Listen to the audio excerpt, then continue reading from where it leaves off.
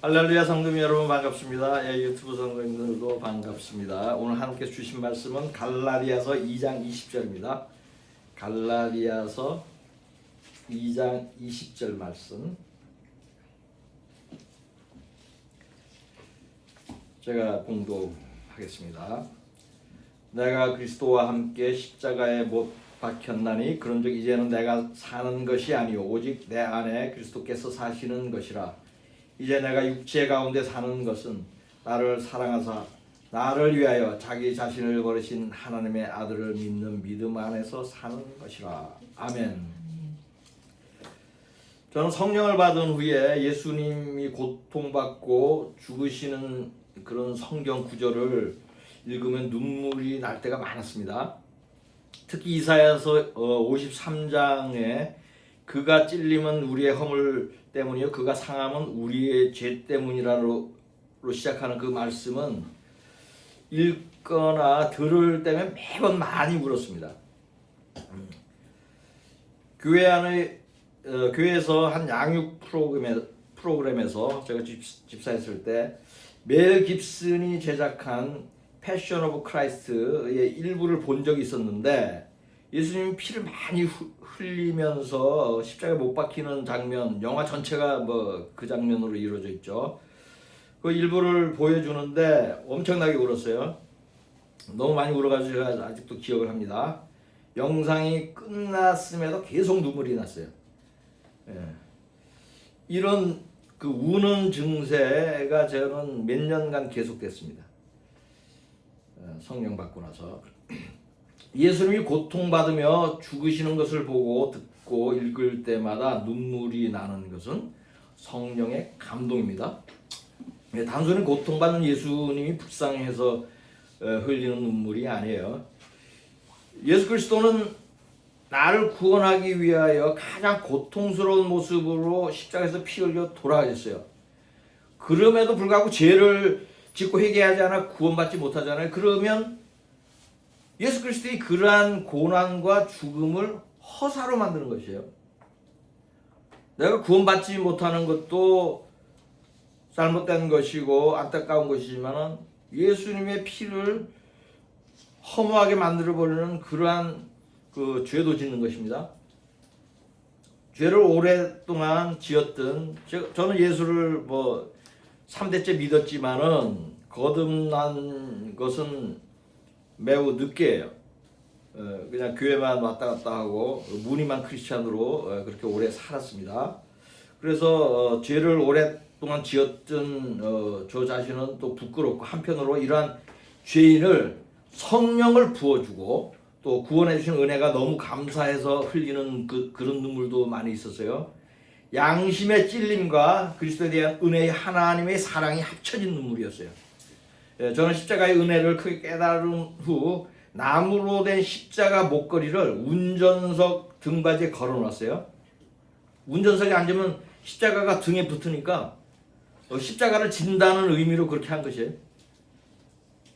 운전대 가운데 그 핸들 가운데는 성경 구절 하나 써붙였어요. 그것이 바로 본문 말씀이에요. 다시 한번 읽을게요.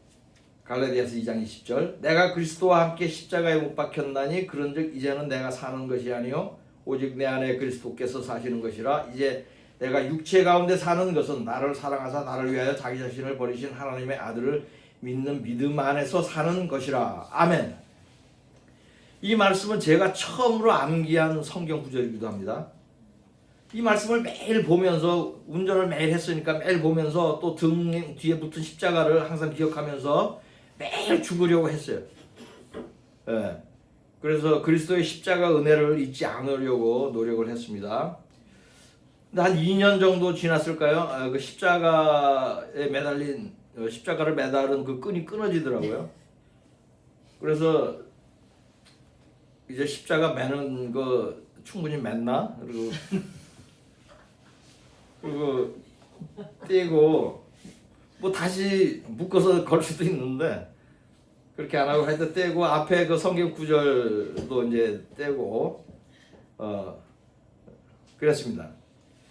그런 후 이 말씀은 제 입과 머리에서 떠나서 심장으로 왔고 제 마음판에 새겨졌어요.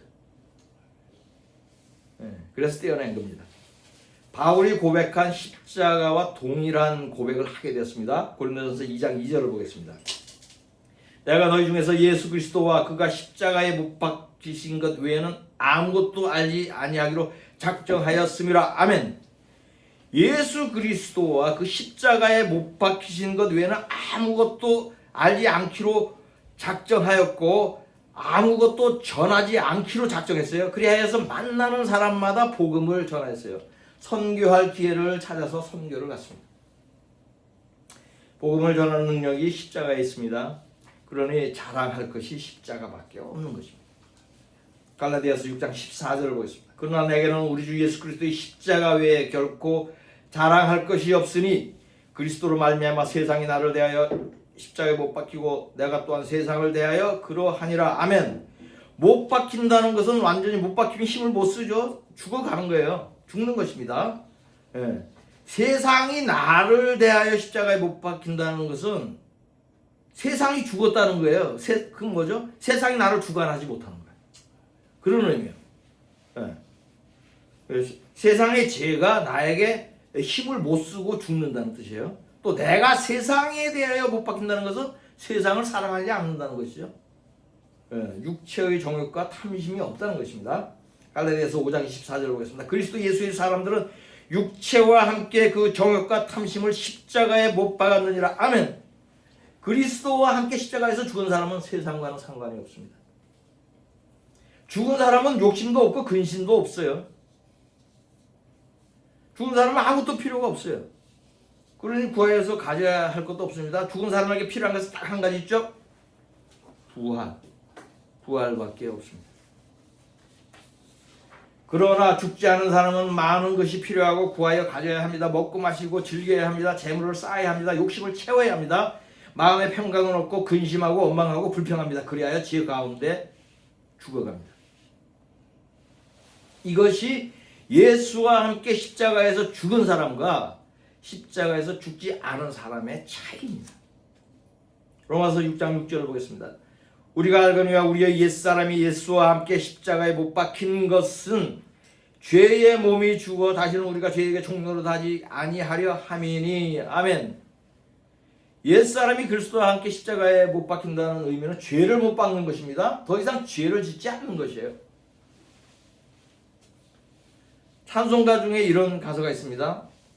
주 달려 죽은 십자가 우리가 생각할 때 세상에 속한 욕심을 헛된 줄 알고 버리네. 이것이 십자가에서 배우는 교훈입니다. 욕심을 버리고 죄를 버리는 것이. 십자가는 매달릴 사람이 직접 지고 언덕을 올라갑니다. 십자가에서 죽기 전에 해야 할 일이 십자가를 지는 것이죠. 예수님은 제자들에게 자기를 부인하고 십자가를 지고 자신을 따르라고 했어요. 누가복음 14장 27절과 마태복음 16장 24절을 보겠습니다. 누구든지 자기 십자가를 지고 나를 따르지 않는 자도 능히 내 제자가 되지 못하리라. 아멘. 이에 예수께서 제자들에게 이르시되 누구든지 나를 따라오려거든 자기를 부인하고 자기 십자가를 지고 나를 따를 것이니라. 아멘. 십자가를 지고 예수님을 따르라고 말씀한 것은 십자가에서 죽을 준비를 하라는 것이죠. 그냥 단순히 십자가 무거운 십자가 지는 고생을 하라는 뜻이 아니에요. 고생도 하지만은 결국은 죽는 것이에요. 목적이. 예수님이 십자가에서 죽을 것이므로 제자들에게도 십자가에서 죽을 것을 가르친 것이에요. 이 구절에는 십자가에서 죽기 위한 순서가 있습니다. 간단한 순서예요. 첫째, 자기를 부인한다. 둘째, 자기 십자가를 진다. 셋째, 십자가에서 죽는다. 이것이 예수를 믿는 사람의 절대 행동 강령입니다. 예수를 믿는 것은 취미생활이 아니에요. 호주머니에 손을 넣고 휘파람 불면서 예수 믿는 거 아닙니다. 예수를 믿는 것은 전쟁이에요. 죽기로 예정된 전쟁입니다. 이 전쟁은 살아서 돌아오는 전쟁이 아니에요. 이 전쟁은 죽는 것이 승리하는 것이에요. 그러므로 반드시 십자가를 지고 싸워야 합니다. 이러한 전쟁의 승리를 위한 전제 조건이 있어요. 그것이 자기를 부인하고 자아를 죽이는 것이에요. 이 전쟁에 자기를 부인한 사람만 참여할 수 있고 승리할 수 있습니다. 육체가 죽기 전에 자아가 먼저 죽어야 한다는 것이에요. 자기를 부인하는 것은 크게 네 가지 의미가 있습니다. 여러분 자아가 죽었는지 한번 적용해 보세요. 첫째, 돈을 사랑하지 않는다. 여기서 너무 많이 걸리죠. 둘째, 욕심이 없다. 셋째, 아무도 미워하지 않는다. 넷째, 화를 내지 않고 불평하지 않는다. 이것이 자기 부인이에요. 자아가 죽는 것이에요. 자기 십자가를 지는 조건입니다. 물과 성령으로 거듭난 사람은 이것이 가능해요. 이렇게 변한 사람은 거듭난 사람입니다. 즉 자기 십자가를 지는 사람의 전제 조건은 뭐예요? 거듭난 사람이다. 거듭난 사람이 되는 것이다. 보통의 사람들은 자기를 부인하고 예수를 위해 죽어야 한다고 말하면 예수를 믿지 않을 것입니다. 왜냐하면 미련하게 생각되기 때문에요. 그러나 믿고 구원받는 사람은 십자가에서 죽는 것이 구원의 능력인 것을 알고 있죠. 고린도전서 1장 18절과 1장 23절을 보겠습니다. 십자가의 도가 멸망하는 자들에게는 미련한 것이요 구원을 받는 우리에게는 하나님의 능력이라. 아멘. 우리는 십자가에 못 박힌 그리스도를 전하니 유대인에게는 거리끼는 것이요 이방인에게는 미련한 것이로되. 아멘. 십자가의 도가 십자가의 교훈이에요. 그것은 죽는 것이에요. 살고자 하면 죽고 죽고자 하면 사는 것이 십자가의 도예요. 그러므로 믿는 사람은 주를 위하여 기꺼이 죽으려 하며 결국 죽는 것입니다. 그리하여 구원받는 것입니다. 베드로는 주를 위하여 목숨을 버리겠다고 고백했습니다. 요한복음 13장 37절을 보겠습니다. 베드로가 이르되 주여 내가 지금은 어찌하여 따라갈 수 없나이까? 주를 위하여 내 목숨을 버리겠나이다. 아멘. 바울도 주를 위하여 죽을 것을 가르쳤습니다. 로마서 14장 8절을 보겠습니다. 우리가 살아도 주를 위하여 살고 죽어도 주를 위하여 죽나니 그러므로 사나 죽으나 우리가 주의 것이로다. 아멘. 또 다른 십자가의 교훈을 살펴보겠습니다. 에베소서 2장 14절에서 16절을 보겠습니다. 그는 우리의 화평이신지라 둘로 하나를 만드사 원수된 것 곧 중간에 막힌 담을 자기 육체로 허시고 법조문으로 된 계명의 율법을 폐하셨으니 이는 둘로 자기 안에서 한 사람을 지어 화평하게 하시고 또 십자가로 이 둘을 한 몸으로 하나님과 화목하게 하려 하심이라. 원수된 것을 십자가로 소멸하시고. 아멘. 이 구절에서 둘을 하나로 만든다는 것은 유대인과 이방인을 그리스도 안에서 하나가 한다는 의미예요. 이 둘이 하나가 되지 않는 걸림돌이 있었죠. 그것은 할례였어요. 예수를 믿는 유대인들 중에도 구원을 위해서 할례를 받아야 한다고 주장하는 사람들이 있었습니다. 그런 성경 교사들이 많았어요. 그러나 할례는 받아도 되고 받지 않아도 되지만은 구원과는 상관이 없다는 것이 바울의 가르침이고 그것이 진리예요. 왜냐하면 예수의 십자가 보혈로 할례의 효력이 없어졌기 때문입니다. 이처럼 분리된 유대인과 이방인 크리스천들을 하나 되게 하도록 십자가에 못 박은 것이 있습니다. 그것이 할례의 예법이에요. 이 구절에서 법조문으로 된 계명의 율법은 할례를 의미하는 것이에요. 무슨 십계명이나 다른 계명이 아니에요. 성경을 잘못 풀어가지고 많은 계명들이 이렇게 십자가에 못 박. 아니 십자가에 못 박게 다루지 하나님의 계명들을 십자가에 못 박아요? 아닙니다. 예?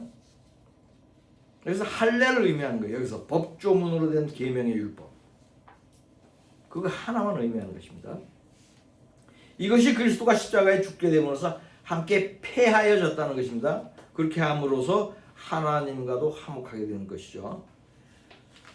예수님과 함께 십자가에 못 박힌 것이 더 있습니다. 골로새서 2장 14절을 보겠습니다. 우리를 거스르고 불리하게 하는 법조문으로 쓴 증서를 지우시고 제하여 버려서 십자가에 못 박으시고. 아멘. 이 구절이 말씀하는 법조문으로 쓴 증서는 헬라 성경에는 케이로그라폰이라고 하고 영어 성경은 legal indebtedness, legal indebtedness. 이거 뭐냐면 법적 채무라는 뜻이에요. 채무 증서를 가진 사람은 돈을 갚아야 하므로 불리하고 신경에 거슬리죠. 그런데 여기서 채무 증서는 돈에 대한 것도 아니고 죄에 대한 채무 증서이므로 더욱 불리하고 거스리는 것이에요. 그런 의미로 써놓은 거예요. 어떤 일반적인 계명을 얘기하는 게 아닙니다.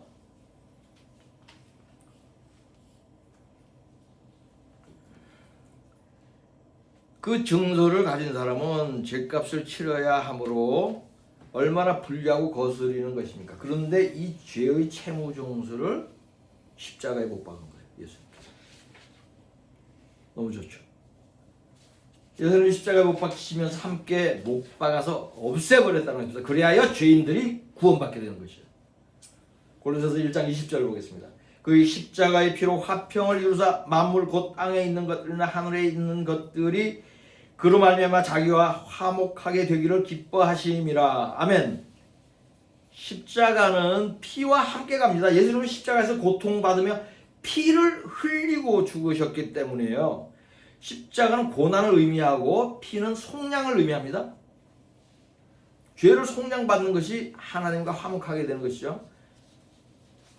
5일 후 4월 2일이 6월절이며 예수님이 죽으신 날입니다. 6월절을 맞이하여서 예수님이 십자가에 달려 죽어가면서 하신 말씀들을 다시 한번 새겨보겠습니다. 7가지가 있죠. 첫째, 누가복음 23장 34절을 보겠습니다.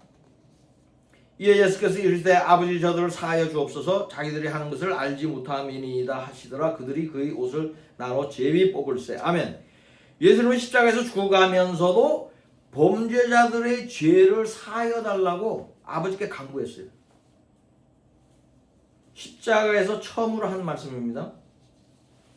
예수님이 인류 구원에 대한 소망이 얼마나 간절한지 다시 확인할 수 있는 장면이죠.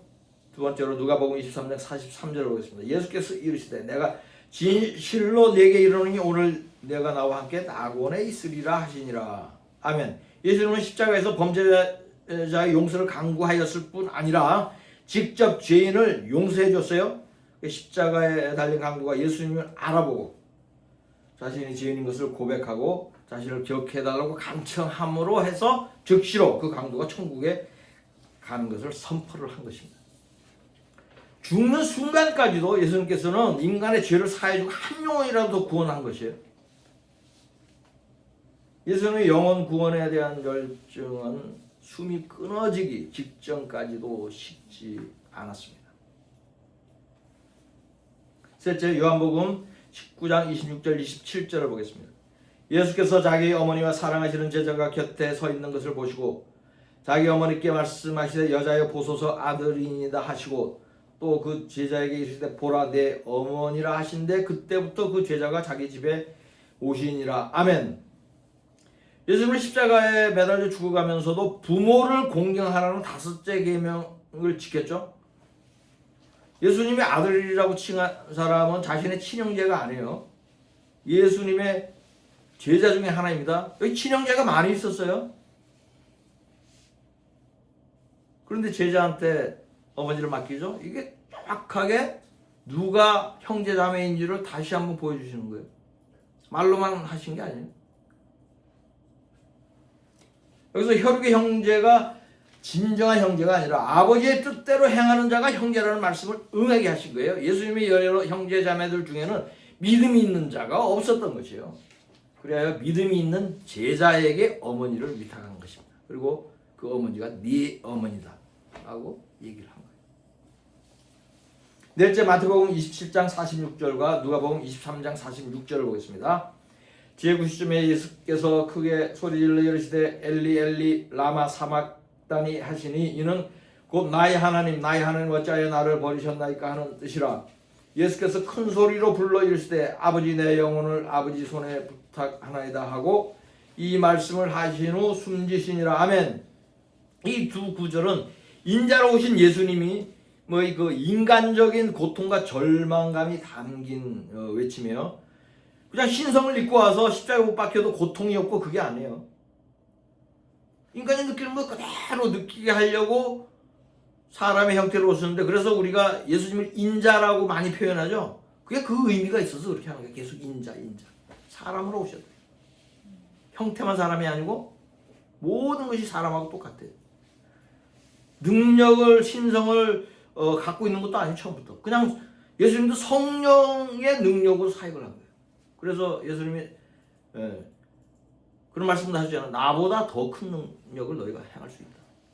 그래서 그렇게 말씀하시고. 그러니까 어떤 사람들은 예수님이 하나님의 아들이니까 뭐 전지전능해서 모두 다 했다 그러는데 그렇지 않아요.